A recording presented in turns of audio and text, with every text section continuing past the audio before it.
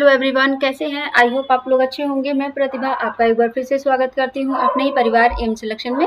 हम लोग यहां पर कवर कर रहे थे teaching aptitude. UGC net paper 1 का पहला ही यूनिट है टीचिंग एप्टीट्यूड। इसमें हम लोगों ने डेफिनेशन पढ़ी टीचिंग की कि टीचिंग की डेफिनेशन क्या होती है, टीचिंग एप्टीट्यूड का जो है ऑब्जेक्टिव यानी कि उद्देश्य क्या होता है, टीचिंग एप्टीट्यूड का मीनिंग क्या होता है, इनके बारे में हम लोगों ने यहाँ पर कवर किया है। अब यहाँ पे हम लोग बात करेंगे कि टीचिंग के स्तर क्या है, यानी कि लेवल ऑफ टीचिंग की बात करेंगे कि किस तरीके से टीचिंग को हम लोग यहाँ पर क्या लेवल होता है कि टीचिंग एप्टीट्यूड का। तो चलिए बिना टाइम वेस्ट करते हुए हम लोग यहाँ पे कवर कर रहे हैं। आ जाइए आप सभी लोग। तो टीचिंग एप्टीट्यूड यहाँ पर जो है इसके 3 स्तर होते हैं, यानी कि 3 लेयर्स होती हैं। इनके बारे में हम यहाँ पे थोड़ा सा कवर करेंगे। एक छोटी सी डेफिनेशन है जिनके बारे में यहाँ पे हम बताएंगे कि शिक्षक की प्रक्रिया में शिक्षा का क्रियात्मक एवं व्यवहारिक रूप देखा जाता है। शिक्षक इस प्रक्रिया में प्रभावी शिक्षा प्रदान करने का प्रयास करता है, ठीक है, जिसमें छात्र आसानी से क्या कर सकता है, ज्ञान को अर्जित कर सकता है या उसे अर्जित कर सकता है, नॉलेज को सीख सकता है और उसे अपनी व्यक्तिगत लाइफ में या कह सकते हैं कि जो आपकी डेली बेसिस की लाइफ है उसमें वो क्या करे, सुधार कर सके। ये होते हैं टीचिंग के यहाँ पर, टीचिंग एप्टीट्यूड का मतलब होता है टीचिंग या यहाँ पे कह सकते हैं शिक्षण का मतलब होता है, ठीक है। तो चलिए हम लोग यहाँ पर शुरू करते हैं। तो हमारे 3 स्तर होते हैं यहाँ पर। टीचिंग की प्रभावशीलता के स्तर पर निर्भर करती है। यहाँ पे 3 जो है आपके स्तर हैं। जैसे आपका सबसे पहला स्तर होता है यहाँ पे, कौन सा होता है देखते हैं, 1 सेकंड क्या हो रहा है। तो यहाँ पर सबसे पहले आ जाएगा मेमोरी लेवल। क्या होता है मेमोरी लेवल? मेमोरी लेवल होता है यहाँ पर जो स्टूडेंट और जो टीचर होता है वो क्या होता है, एकदम शून्य होता है। क्यों? क्योंकि यहाँ पर जो स्टूडेंट होता है ना वो बिल्कुल भी मतलब ये कह सकते हैं कि स्कूलिंग लाइफ की दुनिया में इंटर ही करता है। तो यहाँ पर उस लेवल का बच्चा होता है, इसके पास कोई समझ अपनी नहीं होती है। यहाँ पर बच्चे को जो आपने बता दिया यही बच्चा समझ जाएगा। ये होता है आपका स्मृति लेवल। यहाँ पे रटाने वाला काम ज्यादा होता है, ठीक है। फिर दूसरा हमारा आता है अंडरस्टैंडिंग लेवल, यानी कि बोध स्तर। यहाँ पर स्टूडेंट को जो है धीरे धीरे चीजें क्या होती हैं, समझने की शक्ति आती है। मतलब उसका जो लेवल है अंडरस्टैंडिंग लेवल वो थोड़ा थोड़ा डेवलप होता है। यहाँ पर कुछ चीजें वो समझ सकता है, ठीक है। फिर यहाँ पे आता है तीसरा आपका आता है रिफ्लेक्टिव लेवल, यानी कि यहाँ पर जो है कि स्टूडेंट को सोचने समझने की जो क्षमता है वो प्रॉपर हो जाती है। यहाँ पर वो अपना खुद डिसीजन ले सकता है, अपनी चीजों को समझकर उस प्रॉब्लम्स को सॉल्व कर सकता है। ये चीजें होती हैं। अब इनके बारे में हम एक एक चीज पे डिस्कस करेंगे, ठीक है। तो सबसे पहले हम लोग यहाँ पे बात करेंगे मेमोरी लेवल क्या होता है। यह मेमोरी लेवल क्या होता है इनके बारे में यहाँ पर डिस्कस करने वाले हैं, ठीक है।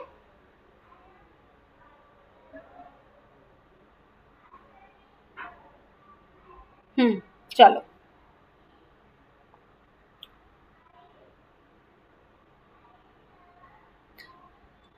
यह शिक्षण अधिगम को सबसे निचला स्तर या लोवेस्ट लेवल है। क्यों है?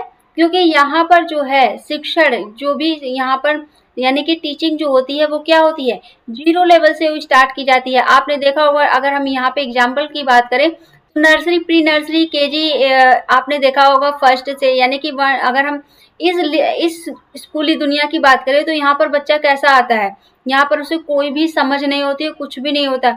यहाँ पर आपने जो बता दिया कि अगर ए फॉर एप्पल है तो वो इसके लिए ए फॉर एप्पल ही है, ठीक है।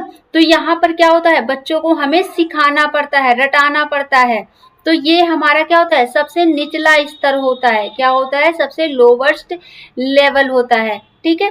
यह मॉडल किस पर आधारित है, तो हार्वर्ड शिक्षण मॉडल पर ये जो है आधारित है। इन्होंने बताया कि यहाँ पर जो स्मृति मेमोरी मतलब स्तर है या मेमोरी लेवल है, यहाँ पर किस तरीके का बच्चा आता है। स्मृति स्तर के शिक्षण की निष्पादन का वृद्धि जो बुद्धि से सहसंबंध नहीं होता है, परंतु इस स्तर में शिक्षण से बौद्धिक व्यवहार के विकास में सहायता मिलती है। ठीक है, यहाँ पर आपको चीजों को सिखाना पड़ता है, बताना पड़ता है कि आपके लिए जो स्टूडेंट हैं उनके लिए क्या सही है क्या नहीं है, ये सारी चीजें यहाँ पर बतानी पड़ती है। ठीक है,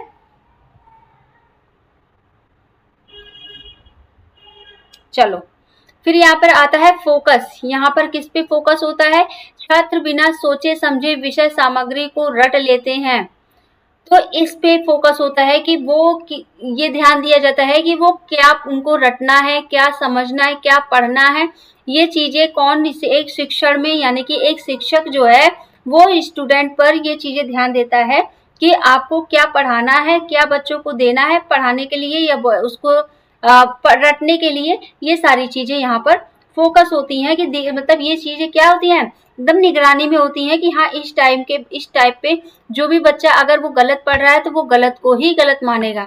ठीक है, तो इसलिए यहाँ पर ये सारी चीजें बहुत ध्यान से मेंटेन की जाती हैं। शिक्षक एवं छात्र दोनों सबसे निम्न मानसिक धरातल पर होते हैं। इसका मतलब ये होता है कि यहाँ पर जो मैंने बताया कि यहाँ पे जो बच्चा होता है वो बहुत छोटे लेवल का, उसका क्या है जो मेमोरी डेवलप नहीं होती है, यहाँ पर वो बच्चा केवल स्कूली दुनिया में आता है तो जो शिक्षक होता है ना उसको उसके लेवल में जाकर उसे समझाना पड़ता है। ठीक है, तो यहाँ पर यही बोला गया है कि इनकी जो मानसिक धरातल होती है वो कैसे होती है, निम्न होती है, सबसे छोटी यानी सबसे निम्न होती है। ठीक है, बौद्धिक व्यवहार यहाँ पर यानी कि इंटेलेक्चुअल बिहेवियर जो है का विकास नहीं होता है, यहाँ पर उनके बौद्धिक व्यवहार का विकास नहीं हो पाता है। क्यों, क्योंकि वो बहुत ही यहाँ पर मैं बार बार यही रिपीट करूंगी कि जो नर्सरी केजी या 1 to 5th के बच्चों को बात कर ले तो इन्हें क्या होता है, यहाँ पर रटाना पड़ता है, यहाँ वो डेवलपमेंट नहीं आती है, उनके विकास वो मतलब उनका जो माइंड है उस तरीके से डेवलप नहीं हो पाता है। ठीक है, इसे विचारहीन शिक्षण भी कहा जाता है, यानी कि थॉटलेस टीचिंग भी कहा जाता है। यही रीजन है क्यों, क्योंकि यहाँ पर जो है बच्चों को रटाया जाता है, यहाँ पर समझाया नहीं जाता है। यहाँ पर आप तरह तरह से एग्जाम्पल लेकर आप समझा सकते हैं। 1 सेकंड, ऑडियो वीडियो क्लियर है, जरा मैं देख लूँ। हाँ जी क्लियर है, क्योंकि अक्सर क्या होता है ना कि मैं पढ़ाती जाती हूँ, मैं ध्यान नहीं देती हूँ और चीजें चलती रहती हैं। चलो ठीक है, यहाँ पर एकदम जो आपका 0 लेवल से स्टार्ट किया जाता है, यहाँ पर जो उच्च स्तरीय शिक्षा है वो नहीं दी जाती है। यहाँ पर 0 लेवल से आप यहाँ पे वीडियो के माध्यम से आप बच्चों को समझाते हैं, इमेज के माध्यम से समझाते हैं, कोई ग्राफ बनाकर समझाते हैं या बोर्ड पे चौक से लिखकर समझाते हैं। ये सारी पद्धति जो है यहाँ पर आप यूज करके स्टूडेंट्स को या लर्नर को आप यहाँ पर प्रॉपर क्या करते हैं, समझाते हैं, सिखाते हैं। ठीक है, या रटाते हैं। यहाँ पर सबसे ज्यादा क्या होता है, रटाना होता है। आप देखे होंगे कि जब आप प्री प्राइमरी में पढ़ाते हैं या आपने पढ़ा भी होगा और पढ़ाया भी होगा, नो डाउट, क्योंकि अगर आप प्रोफेसर बनने जा रहे हैं तो पढ़ाए जरूर होंगे। मैं अपना बताऊं तो मैंने बहुत पढ़ाया है, तो वहां पर हमें ये बताया जाता था कि मतलब आप ये बच्चा है इसको रटाना ही है। हम लोग रटाते थे, हम ग्राउंड में ले जाते थे, फ्लावर्स तरह तरह के लगे होते थे, बच्चों को उन फ्लावर्स के थ्रू हम आप जो है फ्लावर्स नेम समझाते थे कि बेटा ये आपका रोज है, इसे रोज कहते हैं। ठीक है, विद स्पेलिंग उनको समझाते थे कि अगर बच्चे को कहीं दिखता है तो वो देख ले, ये हिबिस्कस का पेड़ है या प्लांट है, यहाँ पर ये फ्लावर हिबिस्कस के हैं। ये इस तरीके से हम यहाँ पर ये आपका कह सकते हैं कि बहुत सारे ऐसे वेराइटीज के अगर हमारे फ्लावर्स वहाँ पे लगे होते थे, हम बच्चों को ग्राउंड में ले जाकर समझाते थे। हम फिर चार्ट के थ्रू समझाते थे। कोई अगर पोयम हमें सिखानी है तो हम उसको मतलब उसका एक प्रॉपर, मैं बता रही हूँ आपको कि किस तरीके से यहाँ पर हम बच्चों को सिखाते थे कि उनका मतलब कह सकते हैं कि एक तरीके से हमें 3D मूवी की तरह उनकी एक्टिंग करके हमें बतानी होती थी, तो बच्चा वो क्या करता था, जल्दी से रटता था, सीखता था। तो ये इस तरीके, क्योंकि उसका उस समय क्या है, माइंड डेवलप नहीं रहता है। यहाँ पे हमें बच्चों को डेवलप करने के लिए उन्हें चीजों को बताना पड़ता था। सबको गुड मॉर्निंग बोलना है, गुड नाइट बोलना है, गुड आफ्टरनून बोलना है, ये चीजें हम लोग वहाँ पे सिखाते थे।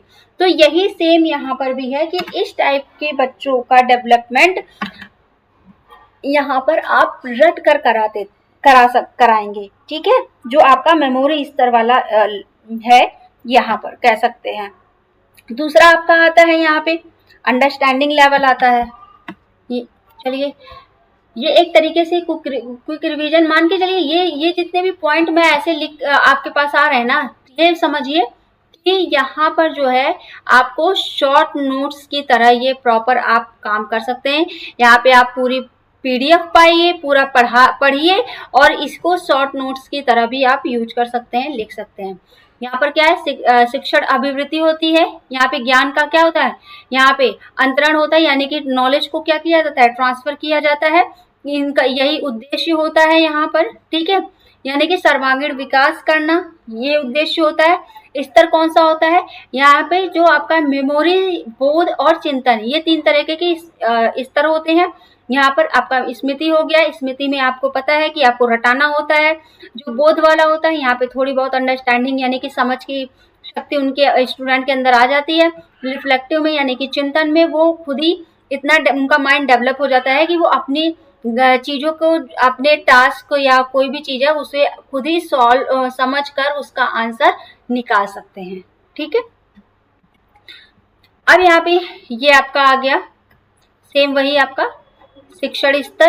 तो कई जगह पे आप ग्राफ के थ्रू देख रहे होंगे, तो इसलिए मैंने इस तरीके से भी बनाया है कि इनके विकास का। तो पहला पड़ाव आपका आता है कौन सा, मेमोरी लेवल आता है। दूसरा पड़ाव आपका आ गया अंडरस्टैंडिंग लेवल, और तीसरा पड़ाव जो आता है आपका रिफ्लेक्टिव लेवल होता है, ठीक है। चलिए, अब यहाँ पे हम बात करेंगे कि जो स्मृति स्तर हर्बर्ट द्वारा बताया गया है वो क्या क्या रहा है, यहाँ पर हम लोग कवर करने वाले हैं, ठीक है।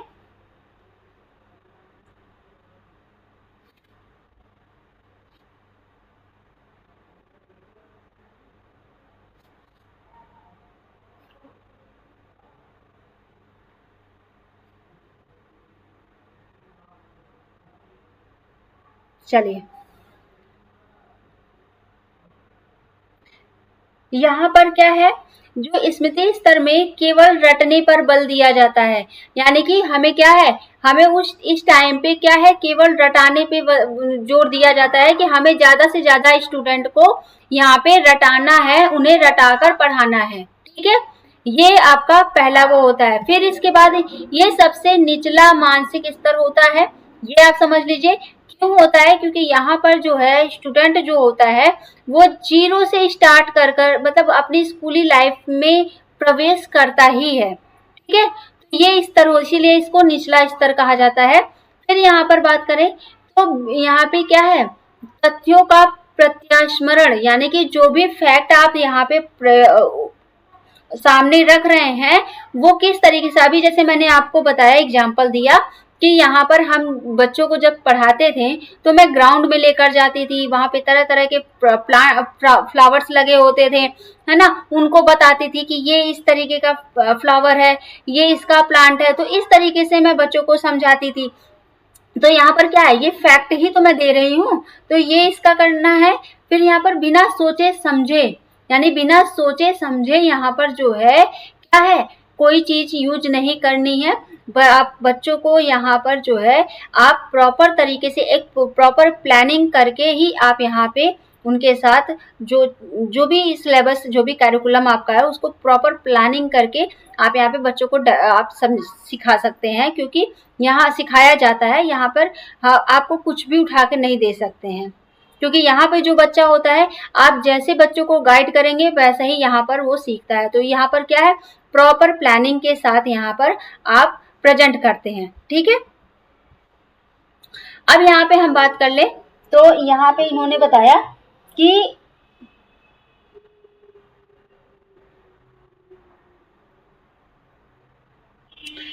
इनका स्ट्रक्चर के बारे में यहाँ पे बात हुई है कि हर्बर्ट की क्या है पदी प्रणाली जो है, यहाँ पे उनके बारे में, यहाँ पर उनके स्ट्रक्चर के बारे में बात हुई है। तो यहाँ पे उन्होंने ये बोला कि हर्बर्ट ने शिक्षक या शिक्षण प्रक्रिया में प्रस्तुतिकरण पर अधिक बल दिया है। हर्बर्ट की पंचपदी प्रणाली स्मृति स्तर के शिक्षण को संरचना का प्रारूप प्रदान करती है, ये इन्होंने बताया। तो अब इनके जो आपके हैं, जैसे आप इनके 5 स्तर हैं, इन्होंने जो बताई है, जो प्रणाली यानी कि जो मेथड यूज किया है या प्रणाली की बात कर लें तो इन्होंने बताया कि आपकी तैयारी या प्रस्तावना प्रेजेंटेशन की बात की है, फिर यहाँ पर प्रस्तुतिकरण की बात की है, यानी कि दूसरा आपका प्रेजेंटेशन ये भी कह सकते हैं, ठीक है। ये प्रिपरेशन भी इसे कहते हैं, तैयारी हो गई आपकी प्रिपरेशन, प्रस्तुतिकरण आपका प्रेजेंटेशन हो गया। फिर यहाँ पर आपका आता है तीसरा, आपका आता है तुलना करना। तो यहाँ पर एक तरीके से कह सकते हैं कि कंपेयर करना हो गया, सामान्यीकरण हो गया, सामान्यीकरण। तो सामान्यीकरण जो आपका हो जाएगा ये हो जाता है। फिर यहाँ पे उपयोग, ठीक है, 5वां स्तर क्या है आपका, उपयोग हो गया। तो इनके बारे में यहाँ पर हम डिस्कस करेंगे कि किस तरीके से इन्होंने मेमोरी लेवल को 5 इनके स्ट्रक्चर बताए हैं कि किस तरीके से यहाँ पर हम जो एक बच्चों के पास या स्टूडेंट्स के बाद जो भी हम कंटेंट प्रोवाइड करेंगे वो किस तरीके से, किस स्तर से हम यहाँ पे करेंगे। तो चलिए एक एक पॉइंट को हम यहाँ पे डिस्कस करते हैं। थोड़ा सा राइटिंग का देख लीजिएगा। एक्चुअली अभी थोड़ा सा है कि हमारे पास चीज़ें थोड़ा अब धीरे धीरे लिमिटेड हो रही हैं, मतलब हम तो कोई नहीं, आने वाले टाइम पे और भी बेटर होगी, धीरे धीरे ही हम प्रयास कर सकते हैं, है ना। तो सबसे पहले क्या है, योजना करना या तैयारी करना, ठीक है। शिक्षक पाठ्यक्रम या पाठ्य वस्तु के साथ सार्थक विचारों को अपने चेतन मस्तिष्क में लाना है और छात्रों को उन तथ्यों के लिए अनुभव प्रदान करता है जिससे छात्र उन तथ्यों को क्या करते हैं, यहाँ पर प्रेजेंट कर सके, यानी कि स्मरण कर सके, जिसके लिए शिक्षक को प्रस्तुतिकरण से पूर्व ही तैयारी करनी होती है। मान लो कि यहाँ पर आप बच्चे को एक कह सकते हैं कि एक कोई भी सेमिनार हुआ, ठीक है, यहाँ पर या कोई एक्टिविटीज हुई, तो यहाँ पर आप को क्या करना है, यहाँ पे पेरेंट्स भी मतलब हर कोई आएगा। तो यहाँ पर एक तरीके से कह सकते हैं, इंडिपेंडेंस डे का एग्जाम्पल ले लेते हैं, ठीक है, आप जल्दी सीखेंगे, यहाँ समझेंगे। यहाँ पर इंडिपेंडेंस डे पे क्या करते हैं, हम बच्चों को पहले से ही क्या करते हैं, तैयारी कराते हैं, चाहे वो स्पीच हो या फिर वहाँ पे कोई प्रेजेंटेशन देना है या फिर डांस हो गया, तो हम क्या करते हैं, ये प्रॉपर पहले हम उनको क्या करते हैं, सिखाते हैं, समझाते हैं, या फिर कोई प्लानिंग करते हैं। तो हमने यहाँ पर बच्चों के साथ क्या किया, उनको प्लानिंग किया, उनको समझाया कि इस तरीके से आपको ये बोलना है, पहले ये वाली स्पीच पैराग्राफ बोलना है, फिर सेकंड बोलना है, आपके हाव भाव कैसे होने चाहिए, ये सारी चीजें हम बताते हैं ना। तो ये क्या है, ये हमारी क्या है, प्लानिंग ही तो है। हमने पहले से तैयारी किया, फिर हमने बच्चों को डिलीवर किया, बच्चों को समझाया, यानी कि स्टूडेंट्स को समझाया। यहाँ पे जो मैं बच्चे शब्द यूज कर रही हूँ ना, ये मान के चलिए कि यहाँ पे मैं स्टूडेंट के लिए यूज कर रही हूँ। एक्चुअली क्या है, मेरा एक थोड़ा सा अलग वो स्टूडेंट के साथ अटैचमेंट रहता है, क्योंकि मेरे लिए क्या होता है कि मेरे जितने भी स्टूडेंट हैं वो मैं ये मान के चलती हूँ कि वो मेरे लिए जैसे मेरे घर में मेरे भतीजे हैं और हैं, तो उसी तरीके से यहाँ पर हम बच्चे कहकर ही उनको बुलाते हैं। तो आप लोग डोंट माइंड यहाँ पे, ठीक है, हम यहाँ पे बता रहे हैं, समझा रहे हैं आपको कि हम यहाँ पे स्टूडेंट को क्या करते हैं, यहाँ पर हम चीजें सिखाते हैं, बताते हैं, तो फिर वो लास्ट में क्या कर सकते हैं, वो प्रेजेंट करते हैं। तो यही चीज होती है आपकी तैयारी, कि आपको पहले बच्चों के साथ पहले आपको प्रॉपर प्लान करना है यहाँ पर कि आपको क्या सिखाना है, क्या पढ़ाना है, ठीक है, यहाँ पर को क्या कंटेंट देना है। तो ये फिर आप ये प्लानिंग कर लेंगे, तो ये किसके साथ, आप यहाँ पर स्टूडेंट के साथ यहाँ पर शेयर करेंगे, ठीक है, स्टूडेंट के साथ आपने शेयर किया। जब इनको क्या करना है, इनको समझाना प्रॉपर तरीके से, ये उसका क्या कर सके, उसे प्रेजेंट कर सके किसी अन्य के सामने, अदर पर्सन के सामने ये क्या कर सके, प्रेजेंट कर सके। ठीक है, तो ये होती है आपकी प्रॉपर प्लानिंग। समझ में आ गई? ठीक। अब सेकंड हम देखेंगे यहाँ पर यानी कि क्या, प्रेजेंटेशन या प्रस्तुतिकरण, इनके बारे में देखते हैं। शिक्षक जो है नवीन तथ्यों को स्टूडेंट के समक्ष प्रस्तुत करता है, नवीन ज्ञान को प्रस्तुत करने में ध्यान रखा जाता है कि उसका छात्रों से पूर्व ज्ञान से संबंध स्थापित किया जा सके। ये प्रॉपर ध्यान रखते हैं। ठीक है, एक सेकंड। ठीक है, प्रस्तुतिकरण में शिक्षक के कार्य सुनिश्चित होने चाहिए यहाँ पर, और तथा शिक्षक को पाठ्य वस्तु को प्रस्तुत करना चाहिए। यहाँ पर प्रस्तुतिकरण के प्रारूप की 3 प्रमुख विशेषताएं होती हैं। यहाँ पर एक सुनिश्चितता, यानी कि यहाँ पर आपको सुनिश्चित करना कि आपने जो भी चीजें मतलब स्टूडेंट के लिए बनाई है वो सही है कि नहीं है। फिर यहाँ पर पूर्व कथनीयता, यानी कि आप उस पर प्रॉपर तरीके से एक बार आप रिवाइज करें, कि प्रॉपर तरीके से डिसाइड करें कि आपने जो भी आपने कंटेंट या तैयार किया है, जो भी आप बताना चाह रहे हैं वो सही है कि नहीं। फिर यहाँ पे ज्ञान के संबंध का अवलोकन, यहाँ पर प्रॉपर तरीके से आपको उसे क्या करना है, रिव्यू करना है जो भी आप यहाँ पर चीजें कर रहे हैं। तो ये सारी चीजें आपको क्या करना है, प्रेजेंटेशन से पहले, यानी कि बच्चों यानी कि स्टूडेंट को डिलीवर करने से पहले आप इस पे क्या करेंगे, एक बार रिकॉल करेंगे, आप यहाँ पे रिवाइज करेंगे चीजों के बारे में। Got it? चलो नेक्स्ट यहाँ पे देखते हैं। तो ये आपका यहाँ पर कवर होता है। ठीक है,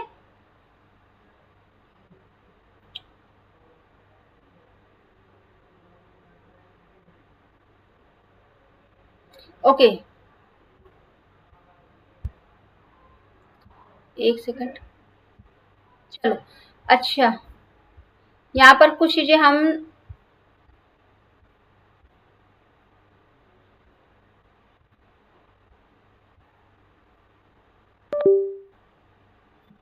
एक सेकंड। तो ये चीजें समझ में आ गई? ठीक है, चलिए यहाँ ये हम लोग यहाँ पे कवर किया। अब हम यहाँ पे देखेंगे, यहाँ पे एक पॉइंट और है। यहाँ पे हमने देखा था कि तुलना एवं क्या है, समरूपता, इनके बारे में हम यहाँ पे बता देते हैं कि ये है कि यदि शिक्षक प्रथम 2 क्या है सोपानों के अनुसरण भली प्रकार का कर चुका है, तब छात्र नवीन तथ्यों की समानता की तुलना कर सकते हैं। ठीक है, चौथा आपका सामान्यीकरण हो गया। इसमें क्या होता है, यहाँ पर इस सोपान के अंतर्गत जो है, यहाँ पर छात्र 2 या 2 से अधिक तथ्यों में सम्मिलित तत्वों को क्या कहते हैं, बताने का प्रयास करते हैं यहाँ पर। ठीक है, उपयोग की बात कर लें तो यानी कि जो भी नई चीजें वो सीखते हैं और उसी को ही वो क्या करते हैं, इम्प्लीमेंट करते हैं। ठीक, तो ये आपका हो गया। अब यहाँ पे हम बात करेंगे सामाजिक, किसके बारे में, सामाजिक प्रणाली के बारे में बात करेंगे। किसके बारे में यहाँ पे बात करेंगे, सामाजिक प्रणाली के बारे में यहाँ पर हम कवर करने वाले हैं। ठीक है, सामाजिक प्रणाली क्या होती है, इसमें हम यानी कि सोशल सिस्टम के बारे में। तो सोशल सिस्टम जो है यहाँ पर शिक्षक जो होता है, यहाँ पे शिक्षक एक सामाजिक एवं व्यावसायिक प्रक्रिया है। इनमें सामाजिक व्यवस्था का विशेष महत्व होता है, ये यहाँ पर देखा गया है। ठीक है, छात्र और शिक्षक इसके सदस्य होते हैं। कैसे सदस्य होते हैं, क्यों, क्योंकि यहाँ पर जो है स्टूडेंट यानी कि जो शिक्षक होता है, टीचर होता है, वो क्या करता है, यहाँ पर स्टूडेंट को समझाता है, सिखाता है। यहाँ पर जो टीचर होता है, इसका मतलब वो एक्टिव होता है, और जो स्टूडेंट होता है वो पैसिव होता है। क्या होता है, स्टूडेंट यहाँ पर पैसिव होता है। ठीक है, यहाँ पर टीचर को ये क्या करता है, स्टूडेंट जो है टीचर को आदर्श मानकर अनुसरण करता है, और जो छात्र है वो क्या, यहाँ पर स्टूडेंट क्या है, उनसे सीखता है, और यहाँ पर केवल वो क्या करता है, यहाँ पे श्रोता बनकर उसे सीखना होता है। ठीक है, ये समझ में आ गई। अभी यहाँ पर स्टूडेंट यहाँ पर प्राइमरी होता है और एक्टिव होता है। ठीक है, और यहाँ पर जो स्टूडेंट है वो क्या होता है, सेकेंडरी होता है और पैसिव होता है। ठीक है, अभी आपको ये चीजें समझ में आएंगी। चलो सामाजिक प्रणाली के बारे में यहाँ पे डिस्कस कर लेते हैं। ये सामाजिक प्रणाली, शिक्षण एक सामाजिक एवं व्यावसायिक प्रक्रिया है। इसमें सामाजिक व्यवस्था का विरोध विशेष महत्व है। छात्र और शिक्षक इसमें सदस्य होते हैं। ठीक है, शिक्षक का मुख्य कार्य क्या होता है, पाठ्य वस्तु का प्रस्तुतिकरण करना हो। ठीक है, छात्रों की क्रियाओं को क्या करना, यहाँ पर जो भी उनकी एक्टिविटीज है उन्हें क्या करना, कंट्रोल करना, तथा उनको क्या करना, यहाँ पर जो है विशेष प्रेरणा देना। ठीक है, प्रेरणा देना है जिससे छात्र यहाँ पर क्या कर सके, छात्र का स्थान शिक्षण में क्या होता है, शून्य होता है। यानी कि यहाँ पे जो भी टीचिंग मेथड होता है, यानी शिक्षण में क्या होता है, छात्र एकदम जीरो होता है। यहाँ पर उन्हें चीजें क्या होती हैं, सिखाना होता है। ये केवल श्रोता होते हैं, ये इनका सुनने का कार्य होता है। और टीचर का क्या होता है, यहाँ पर सिखाने का कार्य होता है, एक्टिव उनको रहना होता है। ठीक है, और शिक्षक को क्या है, अपना आदर्श मानकर ये क्या करते हैं, उनकी बातों का अनुसरण करते हैं, उन्हें सीखते हैं, उनकी बातों को समझकर अपने जीवन में क्या करते हैं, इम्प्लीमेंट करते हैं। ठीक है, मूल्यांकन प्रणाली क्या होती है, यहाँ पे देखते हैं। मूल्यांकन प्रणाली जो होती है, स्मृति स्तर के शिक्षण का मूल्यांकन मौखिक या लिखित परीक्षाओं द्वारा किया जाता है। ठीक है, परीक्षा में रटने की क्षमता पर ही अधिक बल दिया जाता है।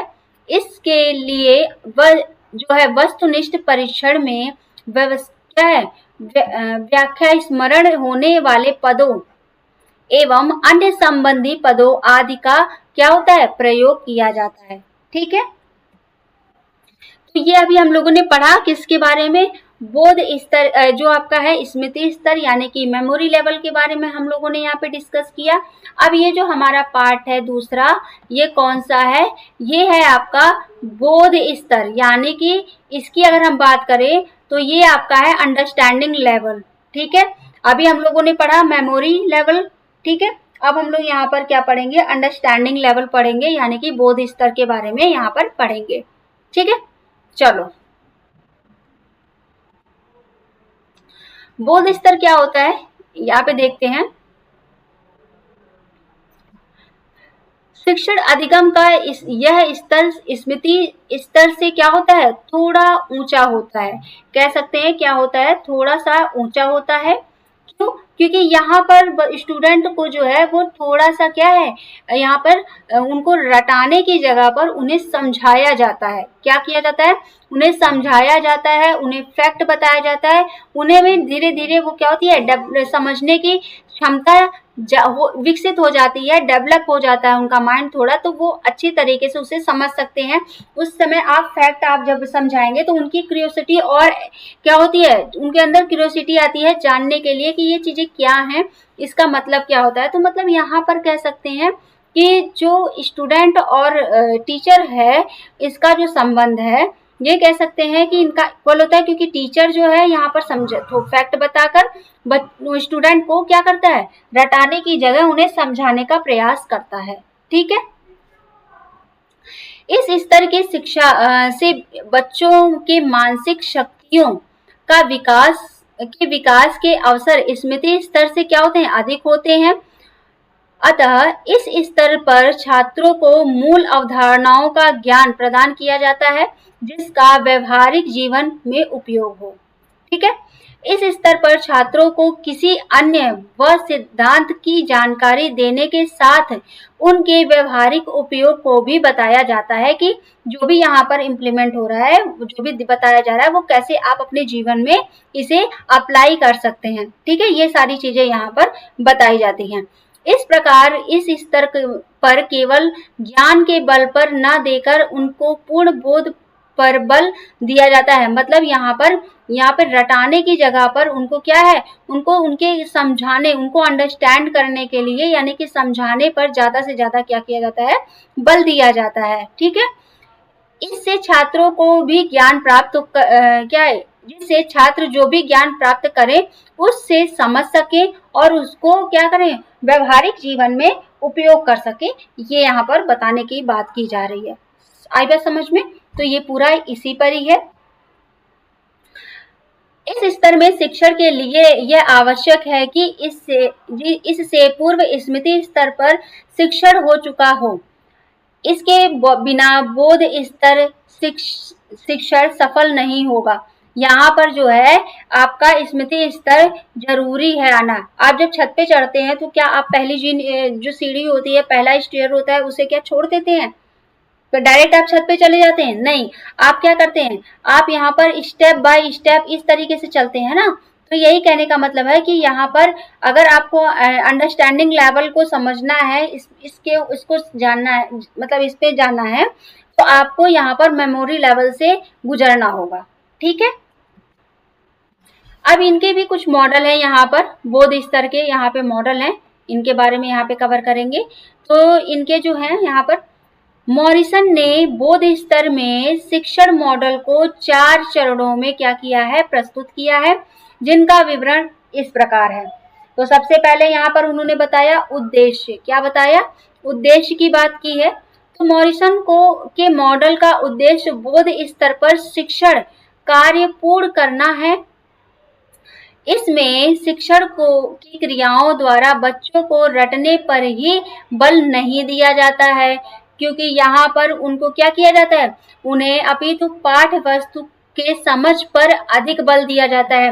मतलब जो भी उनका जो भी सब्जेक्ट है, सिलेबस है, उसको समझाने पे यहाँ पे ज्यादा जोर दिया जाता है, यहाँ पर बजाय रटाने की। अब जैसे मैं आपको बताऊं तो मैं यहाँ पर क्या कर रही हूँ, यहाँ पे आपको जो एग्जाम्पल दे रही हूँ वो क्या है, वो समझाने के लिए ही तो है ना। तो इसी तरीके से यहाँ पर जब आप मेमोरी अंडरस्टैंडिंग लेवल में जाते हैं, यहाँ पर जो स्टूडेंट होगा, ये मान के चलिए कि 5th से 8th तक के जो स्टूडेंट होते हैं, यहाँ पर इस लेवल के हो जाते हैं कि आप यहाँ पर उन्हें चीजें को बता सकते हैं, समझा सकते हैं, वो समझने का प्रयास करते हैं। ठीक है। फिर यहाँ पर साथ ही छात्रों के व्यक्तिगत के विकास को भी ध्यान रखा जाता है। अतः इस स्तर में शिक्षक अधिगम का उद्देश्य जो है, छात्रों में नियमों, सिद्धांतों आदि की पूरी समझ विकसित करना होता है। ठीक है। अब यहाँ पे इनकी स्ट्रक्चर की संरचना की बात करते हैं। तो सबसे दूसरा आता है संरचना। मॉरिसन ने बौद्ध स्तर की इस शिक्षण व्यवस्था को 5 क्या है, सोपानों में विभाजित किया है। इन 5 सोपानों का अनुसरण करने में बोध स्तर के लिए क्या है, शिक्षण तथा अधिगम की परिस्थितियां उत्पन्न की जा सकती हैं। कैसे है ये हम देखते हैं। यहाँ पर ये इनकी क्या है, 5 आपके जो है स्तर हैं, इन्होंने बताया। ठीक है, 5 स्तर बताया है। पहला आपका आता है अन्वेषण, यानी कि टेस्टिंग पीरियड नॉलेज, ये आपका होता है।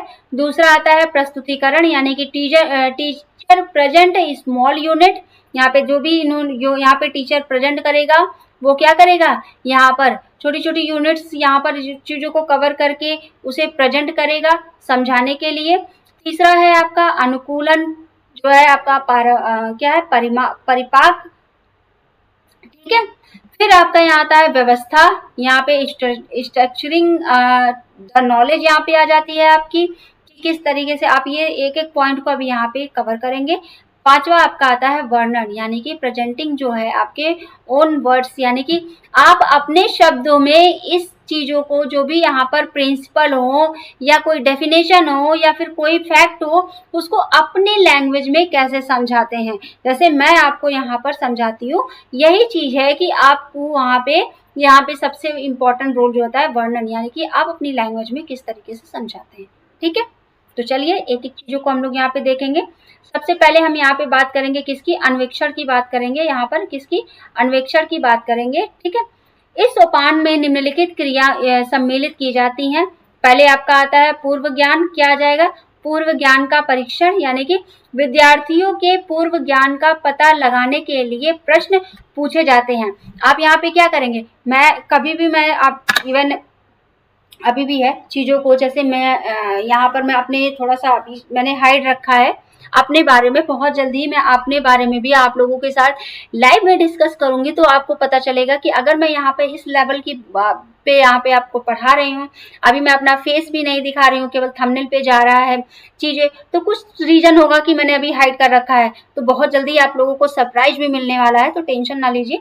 तब आपको मैं अपनी पूरी एक जो मेरी डिग्रियां हैं ना, वो मैं आपको बताऊंगी कि मेरे पास किस किस तरीके से कैसे कैसे डिग्रियां रखी हुई हैं। तो उसके बताने के लिए ये मान के चलिए कि 1 घंटा तो लग ही जाएगा जब मैं अपनी डिग्रियों के बारे में बताना स्टार्ट करूंगी। तो अभी थोड़ा सा यहाँ पर पेशेंस है। तो वही चीज है यहाँ पर कि विद्यार्थियों को जो यानी कि स्टूडेंट को आप जब पढ़ाएंगे, पढ़ाने से पहले वहां पर क्या होता है, या फिर आप उनसे उस सब्जेक्ट के बारे में, उस पर्टिकुलर टॉपिक के बारे में यहाँ पर क्वेश्चन करेंगे, क्वेश्चनिंग।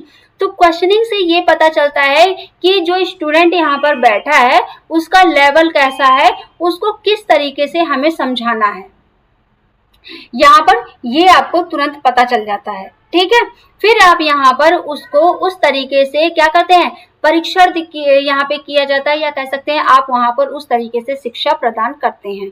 ठीक है, तो पहला आपका पूर्व ज्ञान का परीक्षण करना।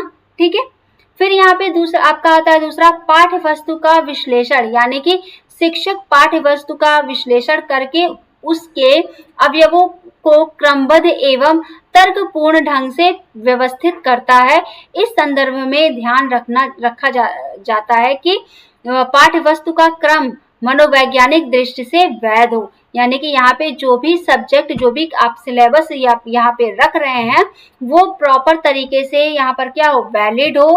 आपका कोई यहाँ पे इनवैलिड चीजें नहीं होनी चाहिए। आपका जो सिलेबस है आप पर्टिकुलर उसी दिशा में रहें। जो भी आप एग्जाम्पल दें आप ऐसा दें, क्योंकि बच्चों को जो भी चीजें आप समझा रहे हैं ये शायद विशेष ध्यान दिया जाता है कि आप जो भी कंटेंट डिलीवर कर रहे हैं वो प्रॉपर तरीके से क्या हो, यहाँ पर लॉजिकल हो।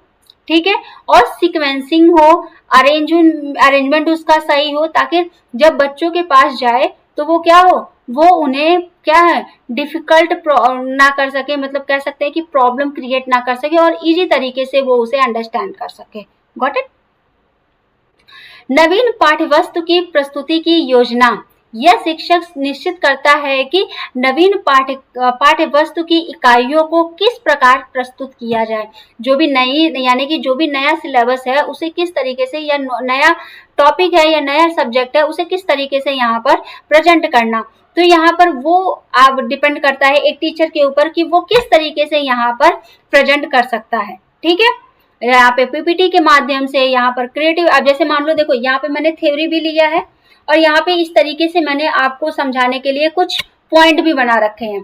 तो यहाँ पर क्या हुआ, सबसे पहले अब इस ग्राफ को अगर आप देखेंगे तो आपको प्रॉपर पॉइंट कवर हो जाएगा। थ्योरी है, थ्योरी आप समझ सकते हैं।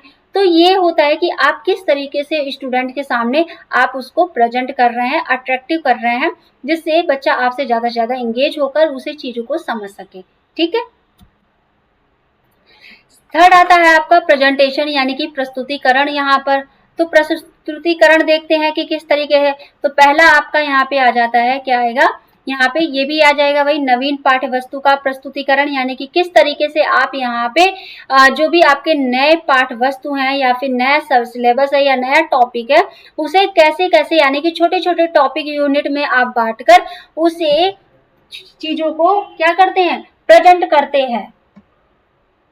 ठीक है, अब मान लो आप खाना है, आपने खाना थाली में लगा रखा, आप क्या उसे प्रॉपर एक साथ खा लेंगे? नहीं, पहले आप क्या करेंगे, पहले आप रोटी खाएंगे, फिर आप चावल खाएंगे, सब्जी खाएंगे, इस तरीके से करते हैं ना। तो यही सेम है कि आप मान लीजिए आप पूरा 1 साल का सिलेबस है, क्या आप 1 साल का सिलेबस एक ही दिन में पढ़ा लेंगे? नहीं, आप यहाँ पे प्री रखेंगे, फिर पोस्ट रखेंगे, फिर एनुअल रखेंगे, यानी कि आप यहाँ पे क्या करते हैं, यहाँ पे 3 पार्ट में डिवाइड करते हैं ना। ये आपका प्रिंट मिड पोस्ट इस तरीके से रखते हैं, यानी कि आपका 3 महीने में आपको क्या कवर करना है, 6 मंथ में क्या कवर करना है, पूरे साल का आपको जो भी एनुअल एग्जाम होता है वहां पे क्या सिलेबस कवर करना है। तो ये क्या है, एक छोटी छोटी इकाई में आपने इसको छोटी छोटी यूनिट में आपने डिवाइड कर दिया। तो यही है कि यहाँ पर किस तरीके से आप स्टूडेंट के साथ प्रेजेंट कर रहे हैं अपने जो भी आपका सिलेबस है उसको, जिससे वो क्या है इजिली तरीके से उसे सीख सके और समझ भी सके। ठीक है। छात्रों की समस्याओं का निदान करना, यानी कि उनको साथ क्या है यहाँ पर उनकी प्रॉब्लम्स को सुनना, समझना और उसे क्या करना, उसको दूर करने की कोशिश करना। ठीक है। फिर यहाँ पर आता है क्या है पुनरावृत्ति एवं पुनः स्पष्टीकरण। सॉरी, थोड़ा सा हो जाता है कभी कभी। ठीक है। अब इसमें क्या है, यहाँ पर निदान के आधार पर शिक्षण निर्णय लेता है। ठीक। और पाठ्य वस्तु की पुनरावृत्ति की जाए यह देखा जाता है, यानी कि उसे फिर से कह सकते हैं कि रिसाइकिल या रिप्लेस की जाए, जिस तरीके से बच्चों के साथ यहाँ पर प्रॉपर उन्हें समझ में आए। ठीक है। जब तक अधिकांश छात्र उस पूर्ण रूप से उसे समझ ना ले तब तक वो क्या करता है, फिर से वो दोहराया जाता है, रिपीट किया जाता है। ठीक है। आवश्यकता पड़ने पर क्या होता है, नवीन पाठ्य वस्तु की पुनरावृत्ति इस कक्षा में 3 बार तक की जा सकती है। मतलब यहाँ पर जो भी आपका नया सब्जेक्ट है या सिलेबस है, अगर स्टूडेंट को नहीं समझ में आएगा तो आप क्या करेंगे, उसे बार बार बताएंगे ना। तो यहाँ पर वही चीज है। ठीक है। यहाँ पर क्या है, अनुकूल, यहाँ पे जो है आपका अनुकूलन। ठीक है। ये आपका आ गया। जब छात्र प्रस्तुतिकरण की परीक्षा को उत्तीर्ण कर लेते हैं तब उन्हें अनुकूलन की ओर अग्रसर किया जाता है। इसकी प्रमुख विशेषताएं हैं, देखते हैं। आपका होता है पाठ्य वस्तु की गहनता पर बल देना, यानी कि जो भी आपका यहाँ पे सिलेबस है, जो भी टॉपिक है, उस पे क्या है, उस पे मतलब एक डीपली यहाँ पर कह सकते हैं कि फोर्स करना, ताकि वो क्या करें, उस चीज का सही से अध्ययन कर सके, पूरे डीपली उसका क्या है नॉलेज ले सके, समझ सके, या उसका क्या कर सके, अध्ययन कर सके। ठीक है। फिर यहाँ पर आता है व्यक्तिगत क्रियाओं को अवसर देना, यानी कि इस चरण में छात्रों की व्यक्तिगत क्रियाओं को अधिक अवसर दिया जाता है। प्रत्येक छात्र अपनी आवश्यकता अनुसार अध्ययन करता है। ठीक है। ये एकदम साफ है, तो ये आपको समझ में आ गया होगा। फिर यहाँ पर स्वाध्याय, यानी कि स्वाध्याय एवं व्यवहारिक कार्य, छात्रों को पुस्तकालय और तथा प्रयोगशाला में स्वयं अधिक कार्य करना पड़ता है। अनुकूलन के लिए गृह कार्य भी दिए जाते हैं ताकि अनुकूलन के क्रम एवं विकास को क्या कहे, समझा जा सके। ठीक है। यानी कि मान के चलो कि जो भी आपका यहाँ पर आप कॉलेज स्कूल में तो पढ़ ही रहे हैं, वहां पर आप प्रैक्टिकल में भी पढ़ रहे हैं, लेकिन कुछ आप घर के लिए भी होमवर्क दिए जाते हैं, जिससे वो उस सब्जेक्ट को या उस टॉपिक को क्या करें, प्रॉपर तरीके से समझ सकें और यहाँ पर उसमें क्या करें, वहां पे और ज्यादा इम्प्लीमेंट कर सकें। ठीक है। शिक्षक एवं छात्र दोनों की सक्रियता यहाँ पे बात हो रही है। तो यहाँ पे जो है आपका अनुकूलन के समय छात्र का शिक्षक दोनों अधिक क्रियाशील रहते हैं।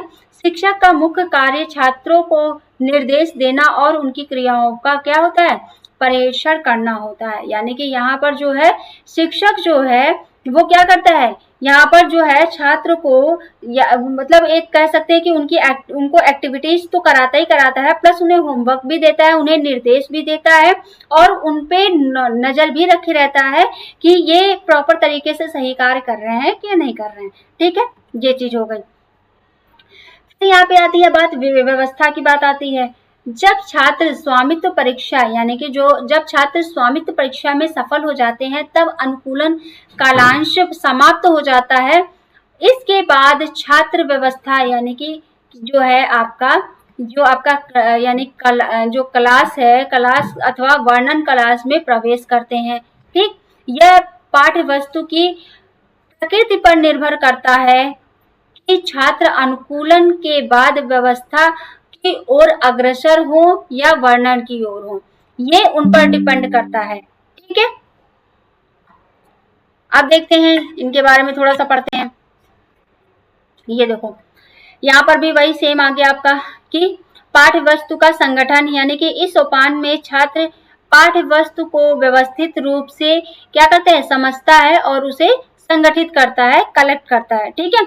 लिखित प्रस्तुतिकरण यानी कि जो आपका रिटर्न प्रेजेंटेशन होती है, यानी मॉरिसन के अनुसार व्यवस्था कालांश का तात्पर्य छात्र द्वारा पाठ्य वस्तु को क्या करना, अपनी भाषा में लिखना और उसे प्रेजेंट करना, ये होता है। जैसे आप एस्से लिखते हैं, ठीक है, एग्जाम्पल में अगर हम बात कर ले तो यहाँ पे एस्से हो गया, निबंध हो गया, ये चीजें होती हैं।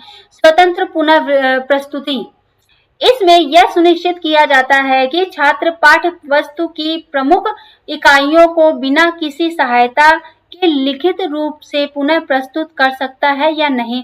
ये यहाँ पर होता है कि इन्हें पूरी तरीके से यहाँ पे स्वतंत्र करना होता है कि वो अपनी चीजों को खुद ही समझ सके और चीजों को ये बता सके कि बिना किसी यानी कि बिना टीचर की सहायता से वो कितना कर सकता है या नहीं कर सकता है, ये उनको छोड़ना भी चाहिए। ठीक है। अब यहाँ पे आता है वर्णन की बात कर लेते हैं। तो वर्णन आपका हो गया, वर्णन कालांश के प्रत्येक छात्र मौखिक रूप में पाठ्य वस्तु को शिक्षक तथा अपने साथियों के समक्ष प्रस्तुत करता है। ठीक है, ये आपको समझ में आ गया होगा। अब यहाँ पे देखते हैं इनके विशेषताएं क्या क्या है। जैसे मौखिक प्रस्तुतिकरण, ठीक, मौखिक प्रस्तुतिकरण ये होता है कि छात्र सीखे हुए चीजों को क्या होता है, उसे वर्बली बता सके। आप देखे होंगे वाइवा, आप वाइवा का एग्जांपल यहाँ पे ले सकते हैं। जब वाइवा होता है तो वाइवा में क्या होता है, आपने प्रॉपर तरीके से पूरे साल पढ़ा सीखा और जब वहां पे पूछा जाता है, प्रश्न पूछे जाते हैं, आप उसका आंसर देते हैं। तो ये क्या है, ये आपका एक तरीके से मौखिक ही प्रस्तुतिकरण तो हो गया, तो ये आप बता सकते हैं। फिर यहाँ पे सेकंड आपका आता है, क्या आता है, सारांश प्रस्तुत करना, यानी कि छात्र विषय वस्तु का सारांश यहाँ पर रूप में क्या करता है, प्रस्तुत करता है। ठीक, यानी कि कोई एक पैसेज के तरीके से आपने कोई टॉपिक दिया, उसको उस तरीके से प्रेजेंट करना।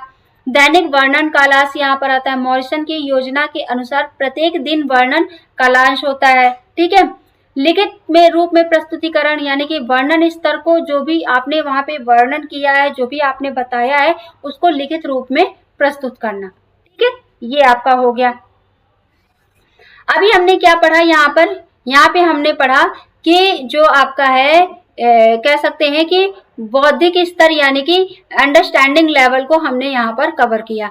अब हमारा क्या आता है, रिफ्लेक्टिव लेवल आता है। क्या आता है यहाँ पर, रिफ्लेक्टिव लेवल आता है। इस तरीके से यहाँ पर मूल्यांकन को देख सकते हैं और सामाजिक प्रणाली को देख सकते हैं। ठीक है, यहाँ पे हमने बताया आपको कि निबंध यानी कि ऐसे टाइप का यहाँ पर लिखना, ये चीजें होती हैं। ठीक है। अब यहाँ पे हम बात करेंगे किसके बारे में, एक सेकंड, यहाँ पे हम बात करेंगे जो हमारा यानी कि चिंतन स्मृति होती है, रिफ्लेक्टिव लेवल होता है, इनके बारे में यहाँ पर बात करेंगे। तो हंट के द्वारा यहाँ पे देखते हैं क्या क्या चीजें बोली गई हैं।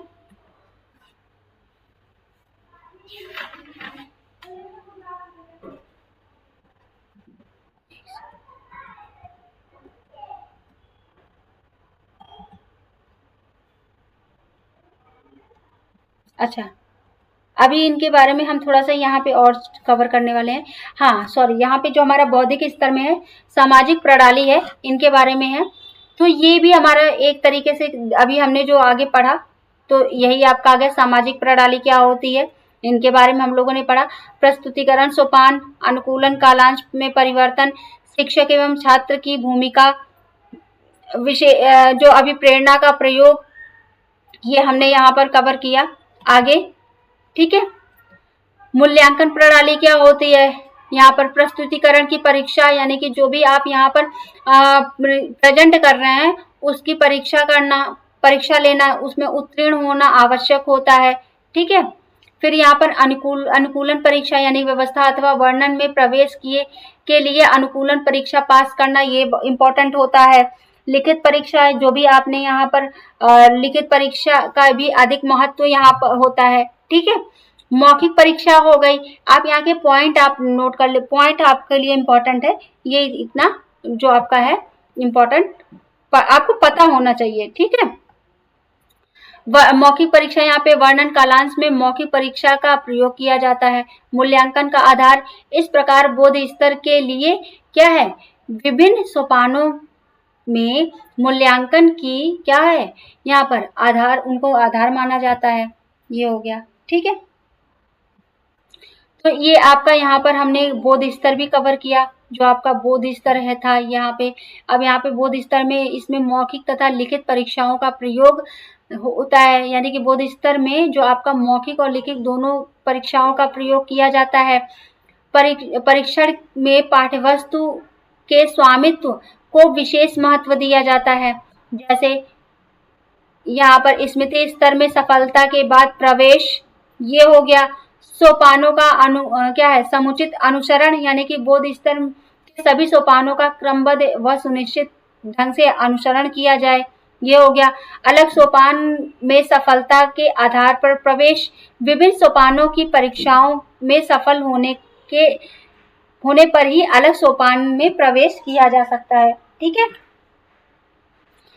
ये आपका हो गया सेकंड। अब हम यहाँ पे आते हैं, ये हमारा इम्पोर्टेंट है, चिंतन, यानी विचारात्मक या चिंतन स्तर कह सकते हैं, या रिफ्लेक्टिव लेवल कह सकते हैं, ठीक है।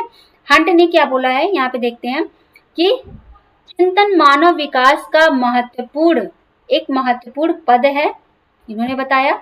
इस स्तर पर शिक्षक छात्रों में चिंतन, तर्क और कल्पना शक्ति का विकास करता है, यहाँ पर, जिससे छात्र इन उपागमों के माध्यम से अपनी समस्या का समाधान कर सकें, ये इन्होंने बताया। इस स्तर में शिक्षक में स्मृति तथा बोध दोनों स्तर ही क्या होते हैं, निहित होते हैं विचारात्मक में, ठीक है, क्या कह सकते हैं, चिंतन स्तर में।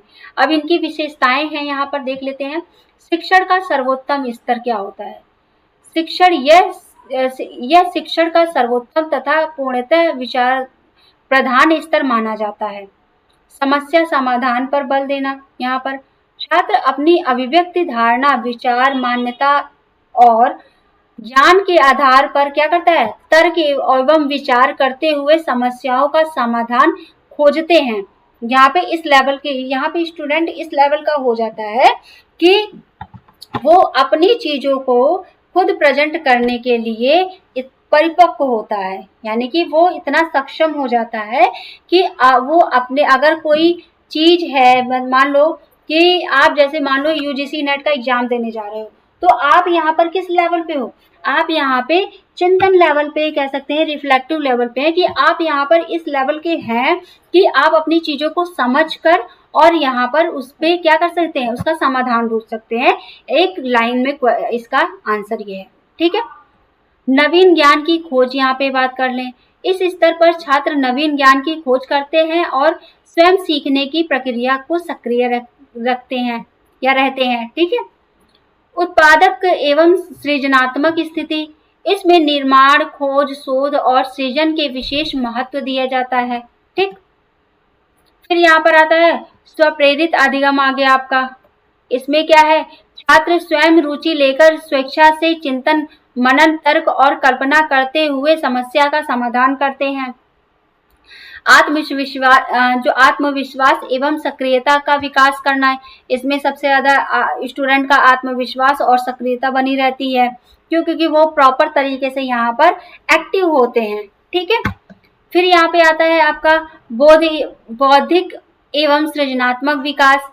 यहाँ पर छात्रों का कह सकते हैं कि यहाँ पे माइंड डेवलपमेंट तो होता ही होता है, यहाँ पर सृजनात्मक यानी कि उनकी क्षमताओं का भी विकास होता है, क्योंकि वो यहाँ पर क्या करते हैं, प्रॉब्लम को सॉल्व करके उसका हल निकालने में वो सक्षम होते हैं, ठीक है। निष्कर्ष की बात कर ले तो इस प्रकार चिंतन स्तर शिक्षण में स्मृति स्तर और बोध स्तर दोनों ही निहित होते हैं।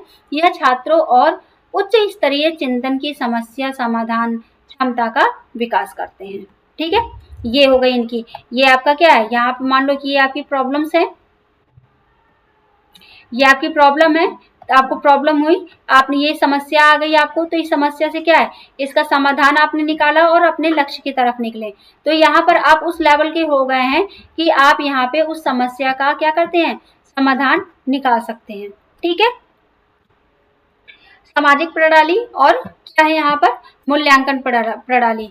ये आपका इस तरीके से है कि आप सामाजिक प्रणाली में क्या क्या चीजें हैं, जैसे आपका यहाँ पे आप स्वतंत्र वातावरण आप होना चाहिए, यहाँ पर आप प्रॉपर इंडिपेंडेंट होते हैं, आपका इन्वायरमेंट होता है, यहाँ पे स्टूडेंट जो होता है वो प्राइमरी होता है, हाईली होता है, एक्टिव होता है यहाँ पर। क्यों? क्योंकि वो अपनी प्रॉब्लम को क्या करते हैं, प्रॉपर तरीके से यहाँ पे सॉल्व करने में सक्षम होते हैं।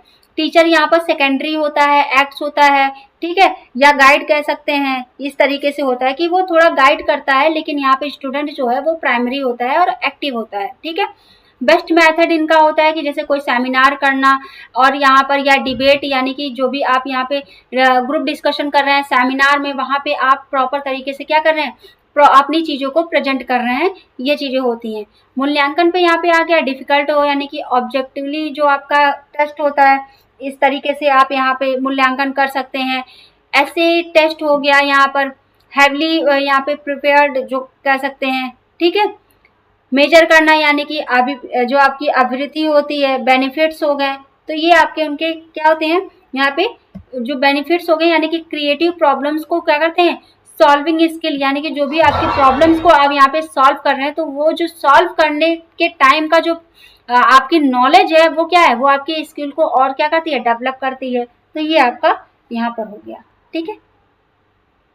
हमने बताया था आपको यहाँ पे फिर से कि हमारे कितने स्तर होते हैं, मेमोरी स्तर हो गया, अंडरस्टैंडिंग हो गया, यानी कि मेमोरी लेवल, अंडरस्टैंडिंग लेवल और रिफ्लेक्टिव लेवल, ठीक है। ये हमारे 3 लेवल होते हैं। यहाँ पर हमें रटना पड़ता है, यहाँ पे हमारी समझ की क्षमता डेवलप हो जाती है थोड़ी थोड़ी, हम यहाँ पे सिखाने पे जोर देते हैं, रटाने पे नहीं देते हैं, और यहाँ पर हम प्रॉपर तरीके से अपनी प्रॉब्लम को सॉल्व करने के लिए सक्षम हो जाते हैं रिफ्लेक्टिव में, ठीक है। ये हमारे 3 स्तर हैं। ये कुछ इस तरीके से चार्ट है जो आपका शॉर्ट नोट्स का काम करेगा, ठीक है। तो ये आप देख लो, पैसिव हो गया, यहाँ पर निष्क्रिय छात्र यहाँ पर पैसिव होता है, किसमें, मेमोरी लेवल में। यहाँ पे रटना पड़ता है, इनका उद्देश्य होता है, और ये बोध में एक्टिव होता है, और यहाँ पर जैसे कॉन्सेप्ट जो आपका क्लियर होते हैं, यहाँ पर उनको कॉन्सेप्ट फैक्ट बेस्ड पढ़ाना होता है। चिंतन लेवल यानी कि आपका रिफ्लेक्टिव में यहाँ पर स्टूडेंट जो होता है वो प्राइमरी होता है, और प्रॉब्लम को सॉल्व करने या समस्या समाधान के लिए का इसका मुख्य उद्देश्य होता है, ठीक है। ये तो अभी तक का हम लोगों ने पढ़ा किसके बारे में, यहाँ पे हम लोगों ने कवर किया जो आपका कह सकते हैं कि लेवल ऑफ टीचिंग के बारे में, कि यहाँ पे हम लोगों ने टीचिंग के लेवल की बात की कि किस तरीके से यहाँ पर हम लोगों ने मेमोरी लेवल से लेकर जो आपका है चिंतन या कह सकते हैं रिफ्लेक्टिव लेवल तक हमारा जो सफर रहा है, यहाँ से एग्जाम में क्वेश्चंस पूछे जाते हैं, ठीक है। तो इसे आप अच्छे से कवर कर लीजिए। कोई डाउट होता है, कोई क्वेरी होती है, तो आप हमारे कमेंट हमें कर सकते हैं। और एक मिस हैं जिन्होंने मुझे पीएचडी के बारे में पूछा है, आई नो दैट, आप थोड़ा सा मुझे टेलीग्राम पे कनेक्ट करके आप मुझसे बात करें, वहां पर मैं आपको प्रॉपर वहां पे मैं कॉल करके आपको गाइड कर सकती हूँ। ऐसे मैं आपको कवर नहीं कर सकती, क्योंकि मुझे ये भी जानना होगा कि आपका टॉपिक क्या है, आपका सब्जेक्ट क्या है, आपका किस में इंटरेस्ट है। तो ये चीज़ें जब तक मैं आपके बारे में नहीं जान पाऊंगी तो मैं नहीं बता पाऊंगी आपको। तो इसके लिए मैं आपको यही है कि आप मुझे टेलीग्राम चैनल पे ज्वाइन करें, और मैं वहाँ से आप मुझसे क्वेश्चन कर सकते हैं। मैं आपको वहाँ पे प्रॉपर पीएचडी के लिए जो भी स्टूडेंट है टेलीग्राम चैनल से ज्वाइन करके आप मुझसे वहाँ पे गाइडेंस ले सकते हैं। तो अभी तक अगर कोई नया स्टूडेंट है जिन्होंने अभी तक चैनल को फॉलो नहीं किया है, तो प्लीज़ मेरी रिक्वेस्ट है कि आप चैनल को फॉलो कर लें, सब्सक्राइब कर लें, बेल आइकन को प्रेस कर लें, जो भी लेटेस्ट अपडेट वीडियो है वो आप तक तुरंत पहुँच सके। तो चलिए, अब नेक्स्ट हमारा जो टॉपिक होगा वो शिक्षण के उद्देश्यों के बारे में हम लोग यहाँ पर बात करेंगे, ठीक है, ताकि हम लोगों का यहाँ पे टॉपिक जल्दी जल्दी कवर होता जाए। तो आज के लिए इतना ही रखते हैं। Thank you so much, bye bye, take care, स्वस्थ रहें, मस्त रहें, और अपनी तैयारी को करना ना भूलें, ठीक है। तो चलिए, आज के लिए इतना ही रखते हैं। बार बार मैं यही कह रही हूँ कि अभी तक का अगर, क्योंकि आपके पास टाइम नहीं है, अब कभी भी आपका नोटिफिकेशन जो है एप्लीकेशन फॉर्म आ सकता है, तो आप लोग अपनी तैयारी बनाए रखें। जैसे ही फॉर्म आता है तुरंत आप फॉर्म फिल करें, और यहाँ पर आप अब ये ना सोचे कि फॉर्म तो अभी आया ही नहीं है, पढ़ने का क्या मतलब है, फॉर्म कभी भी आ सकता है। आपको यहाँ पर पढ़ाई पे फोकस करना है, तो आप अपनी पढ़ाई पे फोकस करिए। फॉर्म जैसे ही आएगा आप अप्लाई कर दीजिएगा। जून 2026 में अभी कोई चेंजेस नहीं हुए हैं सिलेबस को लेकर, तो आप जो है पहले वाला है उसी को ही पढ़ते रहिए और कवर करते रहें। अब यहाँ पे मैं आप लोगों के साथ मैराथन शेयर करने वाली हूँ बहुत जल्दी ही। यहाँ पर हम PYQ प्लस फैक्ट भी लेकर आएंगे, जिससे आपकी चीजें क्या हो, वन शॉट में कवर हो सके। तो आज के लिए इतना ही रखते हैं। Thank you so much, bye bye, take care.